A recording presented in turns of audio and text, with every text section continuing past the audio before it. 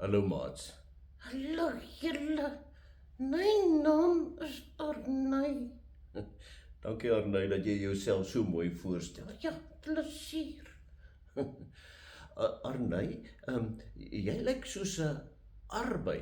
Ja, so lekker ook net dink en heerlik. Ja, jy lyk pragtig hoor. Dankie. Ja, net soos dit daar buite ook lyk nou, né? Wat bedoel jy daarby? Dis mos lente en alles is sonder baie nooi. Maats, jy het gesien hoe mooi is dit daar buite.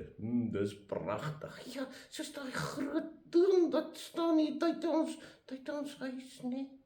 Ja, het jy hom raak gesien? En 'n mens kan hom nie mis nie.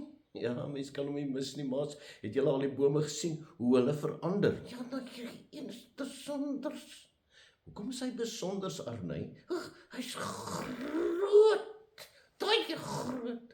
Ja, En nou die dag was hy nog mors dood. mors dood. Ja, dat is nie 'n plaartjie in nie. Hy was sommer so vol gedees. Ja, En nou is hy sommer groen.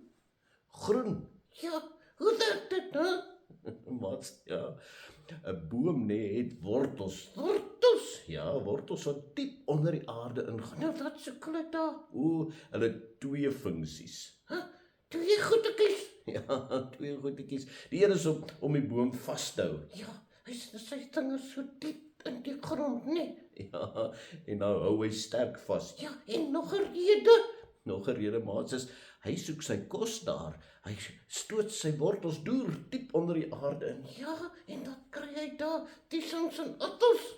Nee, maats, hy kry water daar en in die water is sy kos. Ja, so dis kom hy so groot en sterk word. Ja, in Psalm 1, Hoi, gaan ons nou na die Bybel toe. ja, ons gaan nou na die Bybel toe, maats. In Psalm 1 staan daar, ons is soos 'n boom wat langs die waterstrome geplant is. Langs die waterstrome, so die wortels hoef nie so diep en ver te gaan soek nie. Ja, en hy kry genoeg kos. Ja, nou dis dit.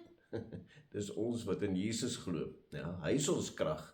En dis hoe ons ook groot bome vir hom kan word. Groot boom soos die Jesus nie. Ja, maar as ons so naby aan Jesus is en ons wortels in hom sit, Ja, dan het ons genoeg water en genoeg kos om sterk te kan word. ja, hy hou ons so vas nie.